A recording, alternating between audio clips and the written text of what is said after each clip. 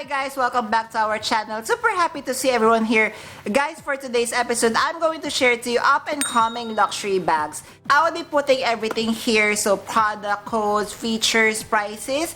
You know the drill. If you find anything interesting, kindly take a screenshot and check on the website or with your CA for orders and availabilities. Of course, guys, I'm inviting you to please watch until the end of our episode. Hi guys, Ron here, looking budgetarian fashionista. I publish vlog every Wednesdays and Saturdays about lace, about fashion. I do luxury shopping vlogs, hauls and unboxings. I also do bag reviews and provide styling tips. I'm inviting you to please join our ever-growing fam. There's a cute little icon here. So please click on this one so you can easily subscribe and be a member of our growing luxury addicted family. Please like and share this video and follow me on my new Instagram account that's at Ramir52 for daily updates and styling tips coming from me. Hi guys, I'm very happy to share upcoming Louis Vuitton bags, and we will focus on January 2024 releases. Prices, features, SKUs are included. Kindly take a screenshot and check with your CAs for orders and availability. Thank you to Foxy LV, Enfo LV, LVX Val for sharing these. Happy shopping guys! Alright guys, so what we are going to discuss for today would be from Cruise 2024 collection launching January 1st, 2024. The very first bag is the Atlantis GM. Price is $3,100 USD. Again, take note that the size is GM and it comes in the Dune monogram canvas. Then we have the Alma GM. Price is $2,540 USD. We have SKU here. The main material is the Dune monogram canvas. We have the Pochette top handle and it comes with black leather trims and black bottom with gold hardware and padlock as well. Next, we have the On The Go MM. Price is $3,050 USD. Main material is the giant monogram Dune canvas and it comes with a 2 leather top handle, and of course it would come with the Pochette leather trims and shoulder strap. Then we have the Pochette Metis East-West bag. Price is $2,970 USD.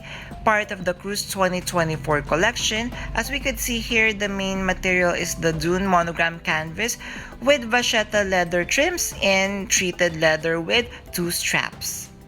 Then we have the side trunk in the Dune monogram canvas.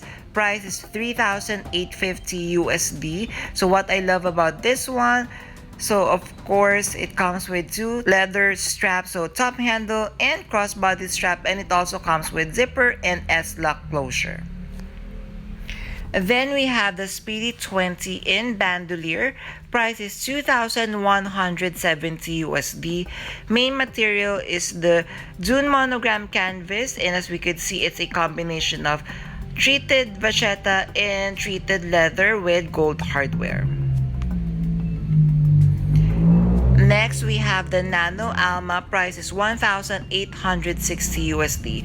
Honestly, guys, with the Dune monogram, I am not liking the treated leather combination and black leather combo. Like for example, this one, I would prefer without the Pochette and they would just use black leather trims for everything. What do you think? Please comment below. Then we have the Ivy wallet on chain. Price is $1,790 USD. So surprisingly, Ivy wallet on chain would now come with seasonal pieces like this one. Main material is Dune monogram canvas with adjustable leather shoulder strap and chain strap. Then we have the Zippy wallet. Price is $780 USD. Part of Cruise 2024 SLG collection. We could see that the main material is the Dune monogram canvas with gold hardware. So definitely this is a with zipper closure with card slot and pocket for bills. Next, we have the leather version. So first, from the Cruise 2024 collection, we have the Speedy 20 in bandolier. Price is $3,450 USD. All launching again January 1st, 2024. Made of quilted leather with leather trims. Then we have the side trunk size MM. Price is 4,700 USD. Guys, what do you feel of the quilted leather material? Are you really liking so far the red quilts with the cream or beige colored leather? Next, we have the newest size of side trunk, which is the PM size. Price is 4,600 USD. So, if I would be choosing among the two, the one earlier and the black version, definitely I would be choosing the black leather version. I love the gold hardware that it comes with. Then, it also would come in the Speedy 25 bandolier version. Just look how gorgeous the black quilted leather is, and the gold hardware definitely stands out. So, the crossbody strap is fully adjustable, and we are seeing it comes with gold hardware with gold padlock. Then we have the Alma BB with studs. Guys, OMG, the price is so expensive at 4,700 USD. But I think the reason why this is a little bit expensive is because of the number one, the stud detail, and number two, the quilted leather finish. And then we have the Go 14 size MM. Price is super expensive, 7,100 USD. Again, a little bit more expensive than the classic Go 14 is because of the gold studs that it's designed with, and it comes with top handle with silver chain strap. Then even the NANO Alma, guys, just look at the price. 3,700 USD, but made of the very beautiful quilted black leather. It comes in silver hardware, but you're going to notice that it comes with studs as well, and the strap is a silver chain strap. Then we have the Go 14 size Pico. So please take note, the size Pico, this is the micro version or the tiniest version of the Go 14 bag, part of the Cruise 2024 collection. Comes in the black leather with gold studs and silver hardware. Then guys, if you are looking for a side trunk, then you may want to check out the size PM.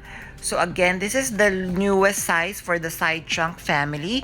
Price is 3,550. So the very first one, the material is main monogram canvas with treated vachetta trims. It would also come in the leather version. So for this one, again, the size is PM, but the price, OMG, 7,050 USD. Part of the Cruise 2024 collection, and the main material is the leather with top handle and crossbody strap. There, did you enjoy our episode for today? So among the very beautiful bag selection that we have discussed for today, did you like anything so far? Are you adding anything to your wish list? Kindly comment down below. I would love to hear from you. Also, if you have stayed until this part of this episode, kindly leave me a credit card emoji. I would really appreciate it. Thank you! Before we end our episode, I'm inviting you to please join our ever-growing fam. There's a cute little icon here. So please click on this one so you can easily subscribe and be a member of our growing luxury addicted family. Please like and share this video and follow me on my new Instagram account, that's @Ramir52, for daily updates and styling tips coming from me. A million thank you for staying with me in today's episode. I'm going to leave a couple of videos here for you to check out. Please stay safe. I'm going to see each and every one of you soon. Bye!